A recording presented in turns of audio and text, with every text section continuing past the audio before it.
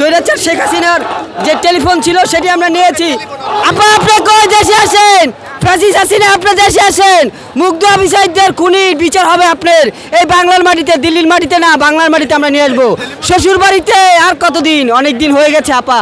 আমরা এখনো ওনার বক্তব্য শুনি নাই, আর ওনার বক্তব্য শোনারও আমাদের সময় নাই, কারণ আমরা চাই উনি খুনি হাসিনা, ফ্যাসিস্ট হাসিনা যারা ভোটার ছাড়া অনেক দিন স্বৈরাচার হিসেবে খবরে ছিল, আমরা চাই তারা দেশের মাটিতে ফিরে এনে এই আবু সাইদ মুগ্ধ যারা 17 বছর গুম খুন হয়েছে প্রত্যেকের বিচার হবে এবং এই ফ্যাসিস্ট হাসিনার জনসম্মুখে ফাঁসি দেওয়া উচিত।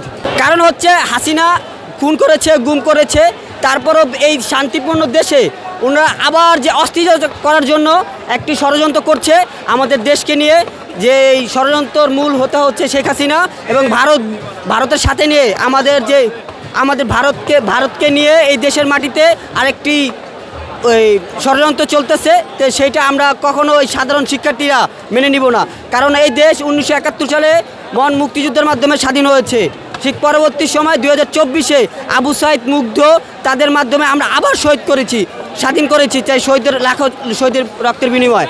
আমরা এই ফ্যাসিস্ট হাসিনাকে আমরা এই বাংলায় আর দেখতে চাই না। আসলে আমাদের মধ্যে যারা অসুস্থ হয়ে যাচ্ছে, বিভিন্ন ইনফেকশন হয়ে যাচ্ছে, কেটে যাচ্ছে, এদেরকে প্রাথমিক চিকিৎসা দেওয়ার জন্য মূলত আমাদের এই ছোট্ট একটা উদ্যোগ। আশা করি যারা মূলত অসুস্থ হচ্ছে এদেরকে সেবা দেওয়ার জন্য মূলত আমাদের এই উদ্যোগটা। হ্যাঁ, ব্যক্তিগত উদ্যোগ, এটা পুরোপুরি ব্যক্তিগত উদ্যোগ। এটা খুশি হওয়ার কিছু না, যারা মূলত আহত হয়েছে তাদের সেবা দেওয়ার জন্য মূলত আমাদের এটা। এখানে কি কি আছে? এখানে কিছু মেডিসিন আছে, কটন স্যাভলন আছে, যা যা আছে দেখতে পাচ্ছেন মূলত এসব কিছুই।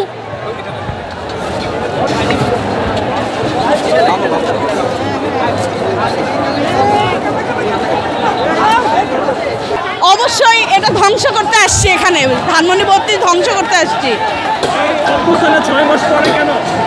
এটা আমাদের ভুল হয়েছে যে 6 মাস পরে আমরা করতেছি, অভ্যুত্থানের দিনে আমাদের এটা করা উচিত ছিল।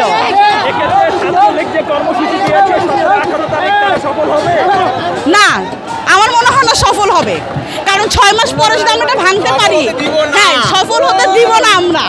আর 6 মাস পরে আমাদের এই পদক্ষেপ, তার মানে আমরা এখনো ওই দিনগুলো ভুলে যাই নাই, আমাদের ভেতর থেকে এখনো জেগে উঠছে, আমরা আরো শক্তিশালী হব, বুঝছেন?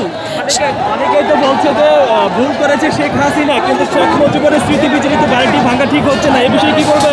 যারা বলছে না, বলতেছে ঠিক আছে, কিন্তু এখন কিছু করার নেই। ভুল করছে কেন? ভুল করছে মেয়ে, এখন বাবা ভুগবে, এটা অবশ্যই কাম্য।